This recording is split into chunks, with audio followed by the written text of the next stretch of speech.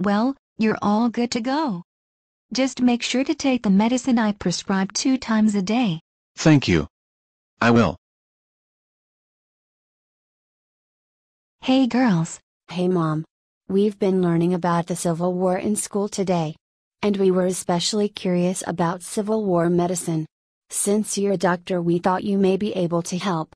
Yes, I remember studying quite a bit of Civil War medicine. You've come just in time. How about we go to the new Civil War exhibition museum that opened across the street?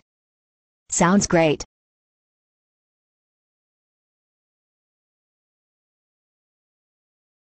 Yay! We are here.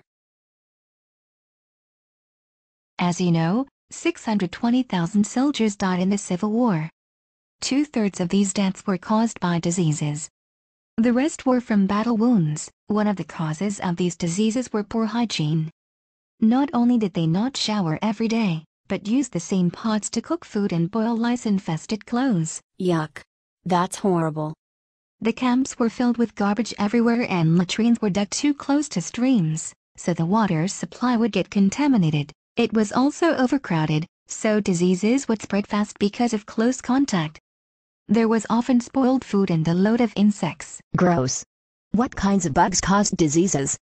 Flies, mosquitoes, ticks, lice, maggots, and fleas carried disease, and they were all over the place.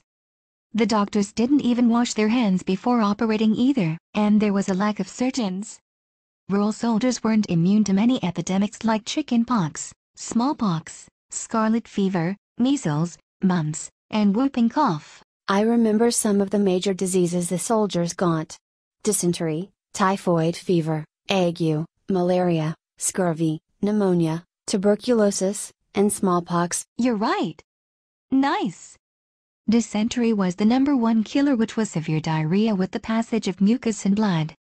Also called the bloody runs. That's disgusting. How many deaths did it cause?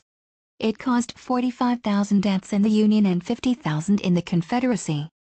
Typhoid was the #2 killer. It caused 1/4 of disease deaths. Whoa. What exactly were the symptoms of typhoid? The symptoms included high fever, intense headache, intense rash, and delirium.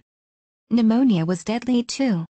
It would cause the inflammation of lungs. Soldiers with battle wounds were in need of medical care, as well.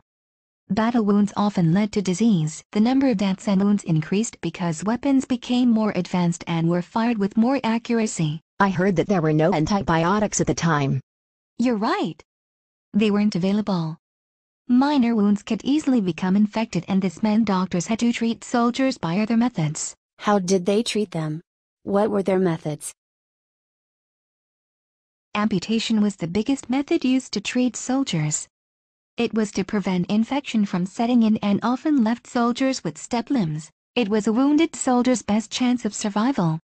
3/4 of the time surgeons just amputated. Look at that. That must be the sergeant's amputation kit. Wasn't there any anesthesia before they cut off the patient's limb? The patients were partially sedated with chloroform or alcohol before amputation. Believe it or not, 75% of soldiers survived after amputation, and 30,000 out of 174,000 cases resulted in amputation. Some other major treatments included the use of quinine, opium, and mercurous chloride. What were they used for? Quinine was used to prevent malaria and opium was used as a painkiller. Soldiers even got addicted to it. Mercurous chloride was used to treat dysentery, the #1 disease, and it contained deadly amounts of mercury. Here you can see a wooden ambulance. They could hold about 4 wounded soldiers, 1 or 2 medical officials, and a driver for the horses. Wow. Such a big difference from today. At least there was some system of transporting the soldiers to the general hospitals. Here you can see them in action. Wow. I've learned so much about Civil War medicine. Yay. Me too. Thank you so much. No problem.